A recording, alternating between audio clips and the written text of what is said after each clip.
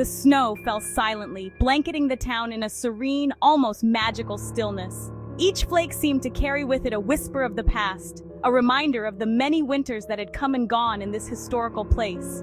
A blanket of white covered Concord, transforming it into a picturesque winter wonderland. The streets, usually bustling with activity, were now quiet, as if the town itself was holding its breath. It was supposed to be peaceful, a time for reflection and joy. The townsfolk had decorated their homes and streets, preparing for the festive season with a sense of hope and anticipation. It was supposed to be Christmas, a time for family and celebration.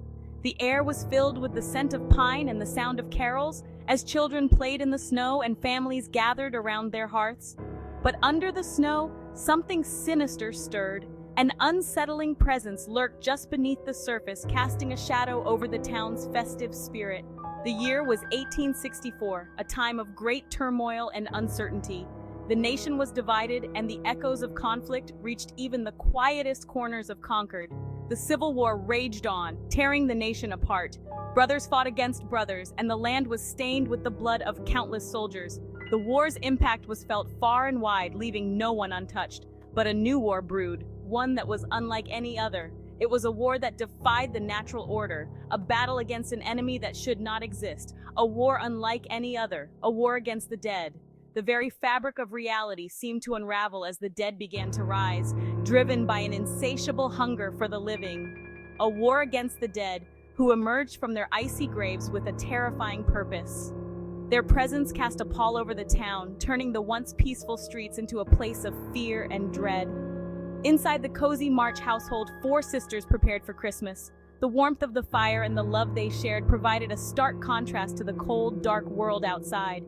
There was Meg, the eldest, beautiful and responsible. She took on the role of caretaker, ensuring that her sisters were safe and their home was filled with cheer. Jo, the tomboy, her head always filled with stories. She dreamed of adventures in far-off places, her imagination a refuge from the harsh realities of their world. Beth, kind and gentle, played carols on the piano. Her music brought a sense of peace and normalcy, a reminder of better times. And Amy, the youngest, dreamed of paints and parties. Her youthful innocence and creativity were a beacon of hope in the midst of darkness. Their mother, Marmee, stirred a pot of porridge. She was the heart of the family, her strength and compassion guiding them through the toughest of times. Her eyes held a familiar worry, a concern that went beyond the immediate struggles of daily life. She sensed the growing danger, the whispers of strange happenings that had reached even their quiet town. Whispers of strange happenings had reached even their quiet town. Stories of the dead walking, of shadows moving in the night, filled the air with a sense of foreboding. Tales of the dead walking, hungry for living flesh. The March family, like the rest of Concord, would soon face a horror beyond their wildest nightmares as the shadow over Concord grew ever darker. Christmas morning arrived. The March sisters exchanged handmade gifts. Laughter filled the air, momentarily pushing back the shadows of fear.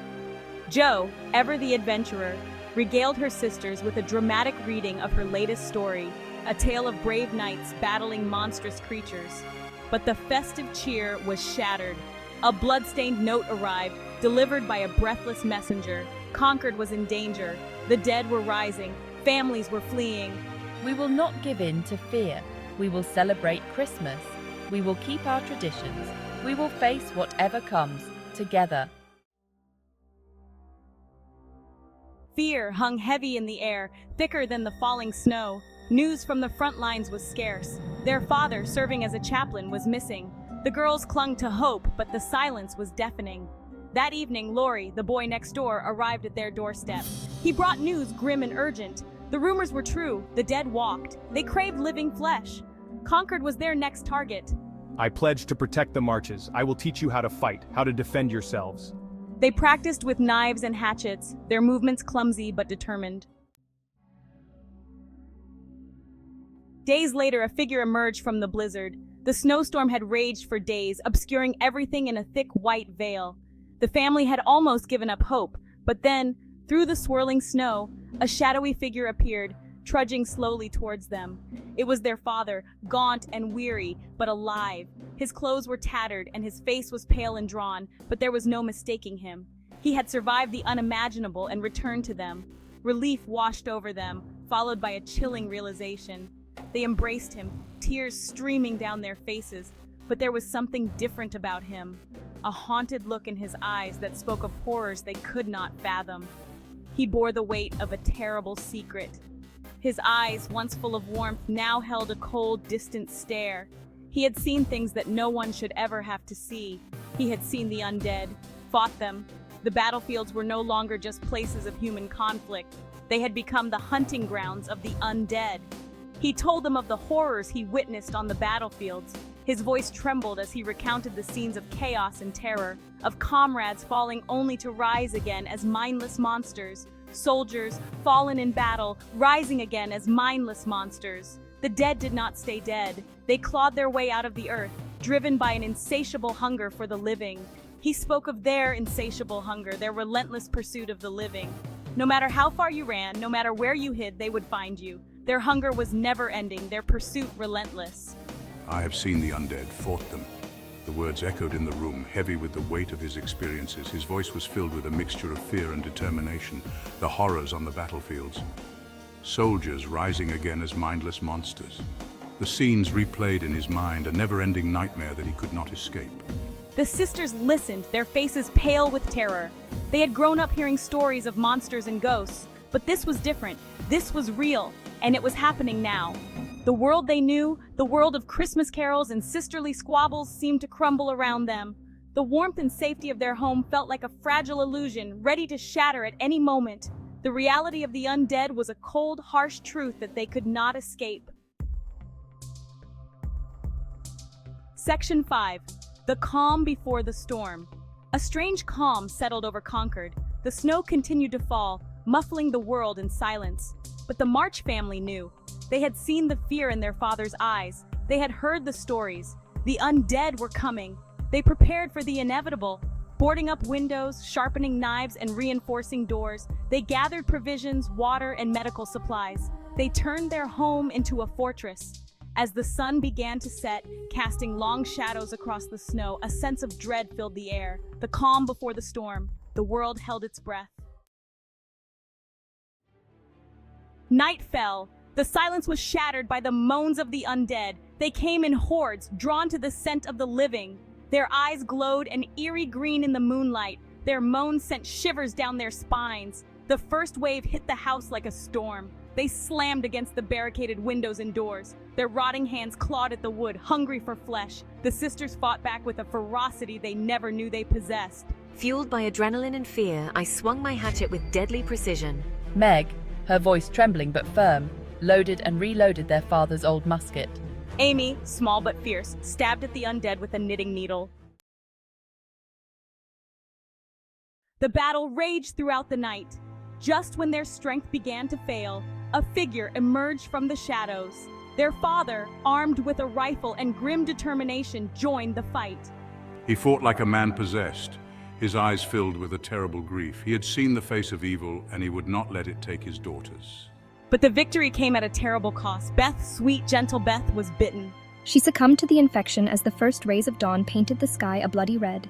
Her death, a painful echo of the war that raged beyond their doorstep, shattered their hearts.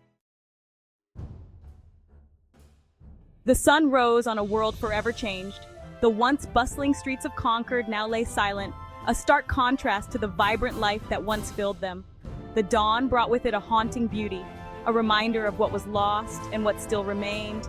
The snow-covered streets of Concord were littered with the bodies of the undead. These creatures, once human, now lay motionless, their threat neutralized, but their presence a grim reminder of the horrors that had unfolded. The town, blanketed in snow, seemed almost peaceful, but the silence was deceptive. The air, heavy with the stench of death, was also filled with the sound of mourning.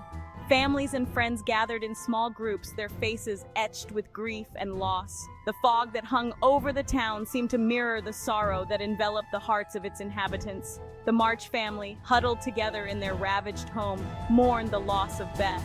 She had been a beacon of hope and strength, and her absence left a void that seemed impossible to fill. They clung to each other, finding solace in their shared grief and the memories of happier times. They made a pact, a promise forged in fire and loss. In the midst of their sorrow, they found a renewed sense of purpose. They vowed to honor Beth's memory by continuing the fight she had so bravely led. Their resolve was unshakable, their determination fueled by love and loss. They would honor Beth's memory by fighting for their future. Each member of the March family and their close friends steeled themselves for the battles that lay ahead. They knew the road would be long and fraught with danger, but they were ready to face it together. They had faced the darkness and emerged, broken but not defeated. The scars they bore were a testament to their resilience and strength. They had learned that even in the darkest of times, there was always a glimmer of hope, a reason to keep fighting. They had learned that even in the face of unimaginable horror, love, family, and courage could prevail.